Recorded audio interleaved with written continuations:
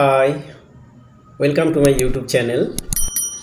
আজ আমি তোমাদের সামনে West Bengal council of higher secondary এডুকেশনের দ্বাদশ শ্রেণীর ইংলিশ সিলেবাস এবং সেই ইংলিশ সিলেবাস থেকে কি কি প্রশ্ন আসতে পারে তোমাদের ফাইনাল এক্সামে, সেটা নিয়ে আমি আজ আলোচনা করব এবং একটা দুর্দান্ত সাজেশান দেব। প্রথমে আমাদের যেটা রয়েছে সেটা হলো রাস্কিন বন্ডের দ্য আইস হ্যাবিট। কি প্রশ্ন হতে পারে? প্রথম প্রশ্ন হতে পারে then I made a mistake, এই লাইনটা দিতে পারে। দিয়ে প্রশ্ন হতে পারে what mistake did the narrator do, how did the girl react to it, who made the mistake, what mistake is refer to here, was there really any mistake, how did the speaker get rid of his doubts. 2 number প্রশ্ন যেটা হতে পারে yes this is the best time, who said this, what time is the best time, why is it the best time। অথবা এর সঙ্গে অন্য প্রশ্ন হতে পারে, সেটা হলো yes October is the best time, describe Mussoorie in the month of October as described by the narrator. অথবা oh how lucky you are, এই লাইনটা দিতে পারে। দিয়ে প্রশ্নটা কী হতে পারে who is the speaker of this remark, who was considered lucky and why, what did the speaker spoken to reply.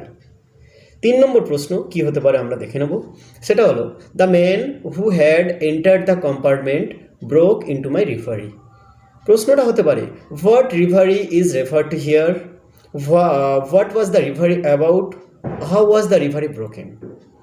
4 নম্বর প্রশ্ন যেটা হতে পারে সেটা হলো এই লাইনটা দিতে পারে, খুবই important line, she had beautiful eyes but they were of no use to her.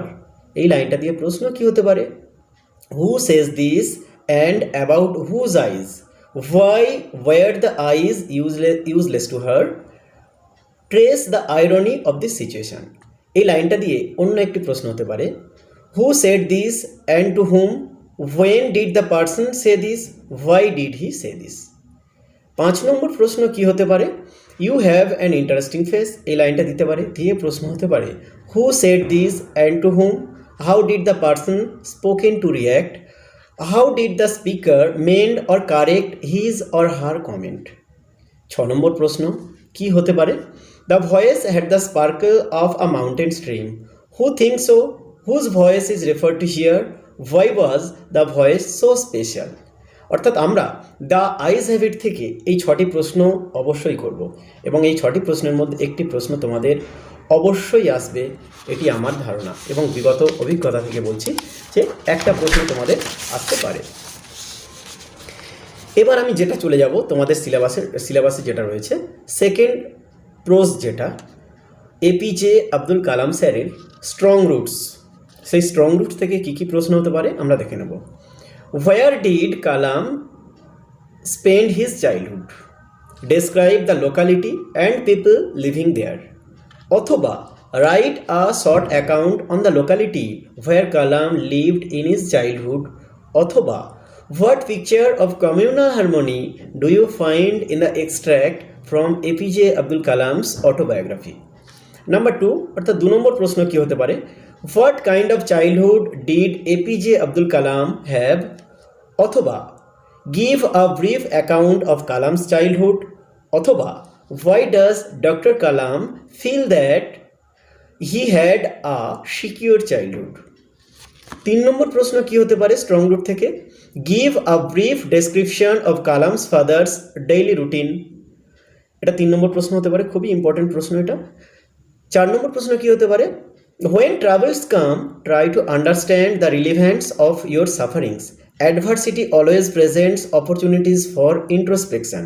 এই পুরো লাইনটা না দিয়ে ডট ডট দিয়ে এভাবেও আসতে পারে adversity always presents opportunities for introspection. প্রশ্নটা কী হতে পারে who said this and to whom, elucidate the statement. 5 number প্রশ্ন কী হতে পারে this is not a correct approach at all, এই লাইনটা দিতে পারে। প্রশ্ন হতে পারে who said this, what is the correct approach refer to here, why is the approach not correct.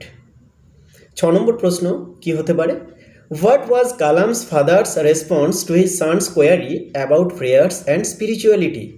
অথবা what did Kalam's father tell him about the relevance of prayer? এই 6টা প্রশ্ন তোমরা স্ট্রং রুট থেকে অবশ্যই করবে, কারণ এই 6টি প্রশ্নের মধ্যে একটা প্রশ্ন আসার সম্ভাবনা অনেক অনেক অনেক বেশি। এবার আমরা চলে যাব অপেক্ষাকৃত খুব সহজ প্রশ্ন, তোমাদের খুব সাজেস্টিভ কয়েকটি প্রশ্ন হয়। সেটা হলো লিও টলস্টয়ের 3 কোয়েশ্চেন্স। প্রথম প্রশ্ন কি হতে পারে? You have already been answered. খুবই গুরুত্বপূর্ণ লাইন এটা, খুবই গুরুত্বপূর্ণ প্রশ্ন এটা। Said the hermit, what were the hermit's answers to the 3 questions asked by the tsar. অর্থাৎ 3 কোয়েশ্চেন্সের 3 কোয়েশ্চেন্সটা কি, যেটা সম্রাট বা জার, রাশিয়ান সম্রাট বা জার যেটা করেছিলেন সেটা আমরা অবশ্যই জেনে যাব। অথবা প্রশ্নটা কি হতে পারে? How did the wounded man get treatment in the hermit's hut. 2 number প্রশ্ন কি হতে পারে? What happen to the bearded man, how was he saved, what did he finally do. 3 number প্রশ্ন কি হতে পারে? What were the 3 questions that had occurred to the tsar, why did he need correct answers to those questions, what did he do when he was not satisfied with the answers of the learned men। 4 নম্বর প্রশ্ন, the last but not least, খুবই গুরুত্বপূর্ণ প্রশ্ন এটা। All the answers being different, the tsar agreed with none of them. প্রশ্নটা কি হতে পারে? What were the questions to which the tsar got different answers, whom did the tsar decide to consult when he was not satisfied, where did that person live, what was the famous for। এই কটা প্রশ্ন pros থেকে, 3টি pros থেকে তোমরা 6টা 12টা এবং 4টে অর্থাৎ 16টা কোয়েশ্চেন তোমরা না করে এক্সামে একদম যাবে না, কারণ এই 16টা কোয়েশ্চেন থেকে তোমরা নিশ্চিতভাবে প্রোজে কমন পাবেই পাবে।